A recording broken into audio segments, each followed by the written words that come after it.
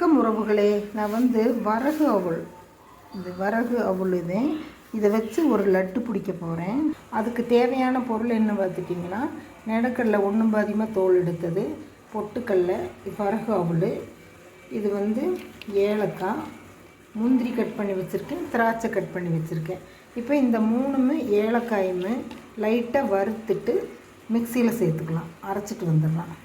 First நெடக்கடலை சேர்த்துக்கலாம்.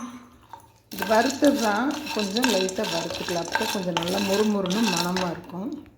இந்த நெடக்கடலை வறுபடுறதுக்கு லைட்டாக நெய் சேர்த்துக்கலாம். நெய் சேர்த்து கொஞ்சம் சீக்கிரமாக வறுபட்டு கொஞ்சம் மணமாகவும் இருக்கும்.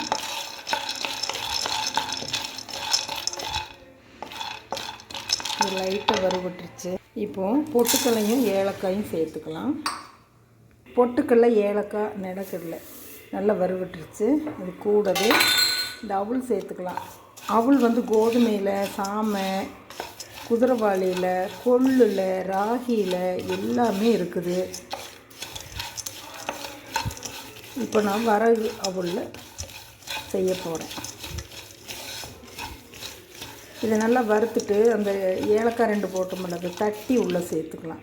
இப்போ வறுத்ததெல்லாம் ஆறுறதுக்காக தட்டில் கொட்டி வச்சுருக்கிறேன். பார்த்திங்கன்னா வெல்லம் பாவு காய்ச்சி வச்சுருக்கிறேன். இதை வடித்து சேர்த்தும்போது காமிக்கிறேன். நெய் கொஞ்சம் உருகிடுச்சு.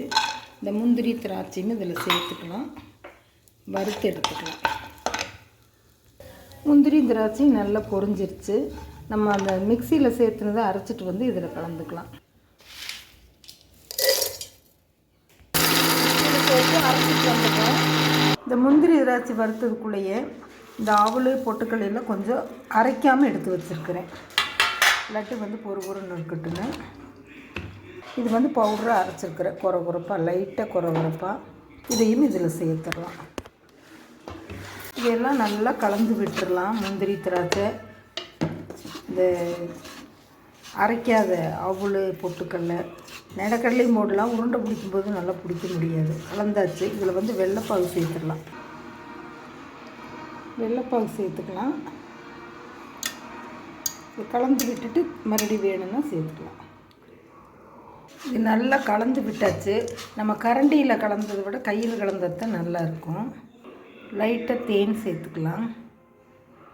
எவ்வளோ இனிப்பு சேர்த்தனாலும் லைட்டாக ஒரு 2 சொட்டு தேன் சேர்த்திட்டோம்னா ரொம்ப நல்லாயிருக்கும். இதை உருண்டை பிடிச்சிட்டு உங்களுக்கு காட்டுறேன். நம்ம வரகு லட்டு தயாராகிடுச்சு. நீங்களும் இது மாதிரி செஞ்சு சாப்பிடுங்க. ரொம்ப ஹெல்த்தியானது. வரகு குழந்தைகளுக்கு கொடுத்தா சாப்பிட மாட்டாங்க. இந்த லட்டு மட்டும் செஞ்சு வச்சு பாருங்கள், நம்மளுக்கே இருக்காது, ரொம்ப விரும்பி சாப்பிடுவாங்க. உங்களுக்கு பிடிச்சிருந்தால் லைக் பண்ணுங்கள், ஷேர் பண்ணுங்கள், சப்ஸ்கிரைப் பண்ணுங்கள், பெல் பட்டன் அமுத்துங்க. இந்த நாள் இனிய நாளாக அமையட்டும். தேங்க்யூ.